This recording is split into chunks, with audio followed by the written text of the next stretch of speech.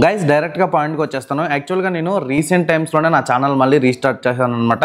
ఈ channel restart చేసిన తర్వాత నా సబ్స్క్రైబర్ బేస్ అనేది కేవలం 30 రోజుల్లోనే ఆల్మోస్ట్ 11,800కి అయితే నా సబ్స్క్రైబర్ బేస్ అయితే పెరిగిందనమాట. అసలు నేను నా యూట్యూబ్ ఛానల్లో ఆ సబ్స్క్రైబర్ గ్రోత్ని ఎలా పెంచుకున్నాను ఏంటి అనే దాని గురించి అయితే చాలా క్లియర్గా చెప్తాను. దానికంటే ముందు ఒకసారి నా డాష్ బోర్డ్ చూపిస్తాను, ఒకసారి అయితే చెక్ చేయండి. ఇక్కడ మీరు చూసుకున్నట్టయితే కనుక నాకు వ్యూవర్షిప్ వచ్చేటప్పటికి 4,44,400 వ్యూస్ అయితే వచ్చినాయి లాస్ట్ 28 డేస్లో. దానికి గాను రెవెన్యూ నాకు 25,000 రూపాయలు రెవెన్యూ అయితే ఇక్కడ రావడం జరిగిందనమాట లాస్ట్ 28 డేస్లో అనమాట. అండ్ ఇక్కడ మీరు చూసుకుంటే సబ్స్క్రైబర్ కౌంట్ వచ్చేసరికి నాకు 11.8K సబ్స్క్రైబర్ బేస్ అయితే ఉందన్నమాట. అంటే 11,800 మంది నన్ను సబ్స్క్రైబ్ చేసుకున్నారు లాస్ట్ 28 డేస్లో అనమాట. అసలు ఎలా ఏంటి అసలు ఎందుకు ఇంత త్వరగా నాకు అంత సబ్స్క్రైబర్ బేస్ పెరిగింది అనే దాని గురించి అయితే చెప్తాను. ఫస్ట్ ఆఫ్ ఆల్ ఏంటంటే నేను తీసుకున్నది యూట్యూబ్ రిలేటెడ్ కంటెంట్. నా కంటెంట్లో రీచ్ రావడం అనేది చాలా చాలా కష్టం అనమాట. అండ్ బట్ నాకు అయితే గ్రో అయింది. నేనైతే ఈ కంబ్యాక్ ఇచ్చిన తర్వాత చాలా కొత్త స్ట్రాటజీస్ని అయితే అప్లై చేయడం అయితే స్టార్ట్ చేశాను అనమాట. అందులో మీకు కొన్ని చెప్తాను అండ్ ఒక 3 స్ట్రాటజీస్ అయితే చెప్తాను. డెఫినెట్గా మీకు అయితే వర్కౌట్ అవుతాయి కాబట్టి వీడియోని స్కిప్ చేయకుండా చివరకు చూడండి. అలాగే ఇక్కడ మీరు ఒకటి అబ్జర్వ్ చేశారా, నాకు లాస్ట్ 28 డేస్లో కేవలం 4,44,000 వ్యూస్కే 25,000 రూపాయలు వచ్చినాయి అనమాట. అంటే 4 లక్షల వ్యూస్కి నాకు 25,000 రూపాయలు వచ్చింది. చాలా తక్కువ వ్యూస్కి చాలా ఎక్కువ మనీ వచ్చింది. దీని మీద ఒక వీడియో చేద్దాం అనుకుంటున్నాను, మంచి ట్రిక్స్ చెప్దాం అనుకుంటున్నాను. చేయమంటారు లేదని కింద కామెంట్ చేయండి. ఆ వీడియో కావాలనుకుంటే కనుక ఈ వీడియోకి నేను 1000 లైక్స్ అయితే టార్గెట్ పెడుతున్నాను కాబట్టి లైక్స్ని అయితే కంప్లీట్ చేసండి. ఇక్కడ టాపిక్లోకి వెళ్ళిపోదాం. అండ్ ఇక్కడ మీరు ఫస్ట్ ఆఫ్ ఆల్ ఏంటి అంటే చాలా మంది మీలో కంటెంట్ అయితే క్రియేట్ చేస్తూ ఉంటారు, లైక్ వ్లాగింగ్ కానీ లేకపోతే టెక్ ఛానల్ కానీ లేకపోతే ఇంకా డిఫరెంట్ కేటగిరీస్ ఎడ్యుకేషనల్ ఛానల్ కానీ ఇలా డిఫరెంట్ కేటగిరీస్లో కంటెంట్ అయితే క్రియేట్ చేస్తూ ఉంటారు. బట్ మీరు చేయాల్సింది ఏంటంటే మిమ్మల్ని మీరు అనలైజ్ చేసుకోవడం. ఫస్ట్ ఆఫ్ ఆల్ ఏంటంటే నేను కంబ్యాక్ ఇచ్చిన తర్వాత నేను అనలైజ్ చేసుకోవడం. ఇంతకు ముందు చేసిన కంటెంట్ ఏంటి, ఇంతకుముందు నా యూట్యూబ్ ఛానల్లో నేను ఎలాంటి వీడియోస్ పెట్టాను, ఇప్పుడు ఏం పెట్టాలి, ఇప్పుడున్న ట్రెండ్ ఏంటి, ఇప్పుడున్న అల్గోరిథమ్స్ ఏంటి అనేది రీసెర్చ్ చేయడం స్టార్ట్ చేశాను అనమాట. అండ్ నా కంటెంట్ పైన కాన్సన్ట్రేషన్ చేయడం స్టార్ట్ చేశాను. అండ్ అందులో ఫస్ట్ నేను చేసింది ఏంటంటే నా వ్యూవర్స్కి కావాల్సింది ఏంటి అంటే కంటెంట్ నా దగ్గర నుంచి నా వ్యూవర్స్ ఏం కోరుకుంటున్నారు, నేను ఎలాంటి కంటెంట్ ఇస్తే చూడడానికి రెడీ ఉంటున్నారు అనే దాని గురించి నా ఛానల్ మొత్తాన్ని కూడా అనలైజ్ చేశాను. అంటే కామెంట్ సెక్షన్ కానీ లేకపోతే పీపుల్స్కి ఏం కావాలి. ఇప్పుడు సపోజ్ నా దాంట్లో నేను కార్టూన్ వీడియోస్ చేశాను, కార్టూన్ వీడియోస్ ఎలా క్రియేట్ చేయాలో ఏదో ఒక వీడియో చేశాను, దానికి 2 లక్షల వ్యూస్ వచ్చినాయి ఒక వీడియోకి.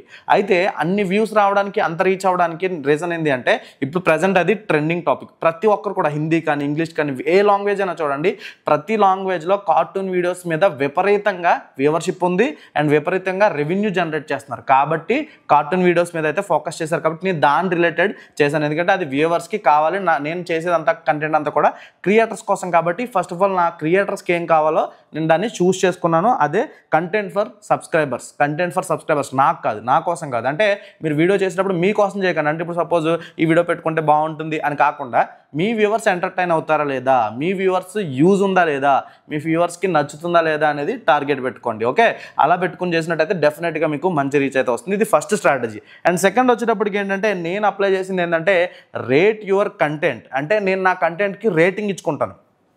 ఎలాగా, ఇప్పుడు సపోజ్ నేను ఒక వీడియో చేశాను అనుకోండి, ఆ వీడియోలో అసలు కంటెంట్ ఎంత ఉంది అంటే ఒక గ్రాఫ్ పెట్టుకుంటాను అనమాట. అందులో ఎంత పర్సెంటేజ్ ఆఫ్ కంటెంట్ని చెప్తున్నాను, ఎంత పర్సెంటేజ్ ఆఫ్ సొల్లు చెప్తున్నాను. అంటే లైక్ ఇప్పుడు మీకు సబ్స్క్రైబ్ చేయండి, లేకపోతే గంట సింబల్ కొట్టండి, లేకపోతే కింద లింక్ ఇచ్చాను, ఇదంతా ఎంత ఉంది, నేను చెప్పిన కంటెంట్ ఎంత ఉంది అనేది దానికి ఒక రేటింగ్ అయితే ఇచ్చుకుంటాను అనమాట.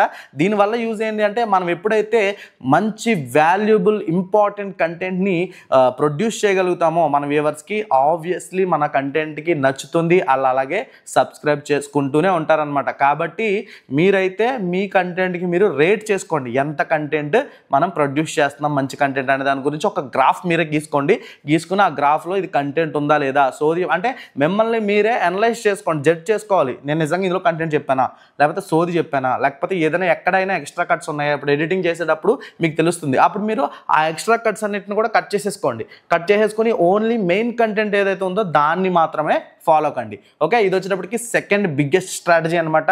అండ్ ఇప్పుడు మీకు థర్డ్ వన్ అయితే చెప్తాను. అది వచ్చేసరికి ఏంటి అంటే వీడియో స్ట్రక్చర్. ఇది చాలా ఇంపార్టెంట్. నేను నా కంబ్యాక్ అయిన దగ్గర నుంచి 2-3 వీడియోలో చెప్పాను వీడియో స్ట్రక్చర్ని మెయింటైన్ చేయడం నేర్చుకోండి అని చెప్పేసి. అండ్ ఈ వీడియో స్ట్రక్చర్ ఏంటి అంటే ఇప్పుడు మీరు జస్ట్ ఎగ్జాంపుల్ నేను ఈ వీడియోకే చెప్తున్నాను. మీరు చూసుకున్నట్టయితే ఇక్కడ వరకు చూసారంటే, ఈ వీడియోని ఇక్కడ వరకు చూసారంటే స్టార్టింగ్లో నేను ఒక మాట చెప్పాను, మీకు ఈ వీడియోలో ఇలా చెప్తానని చెప్పి ఒక హుక్ వేసాను మీకు.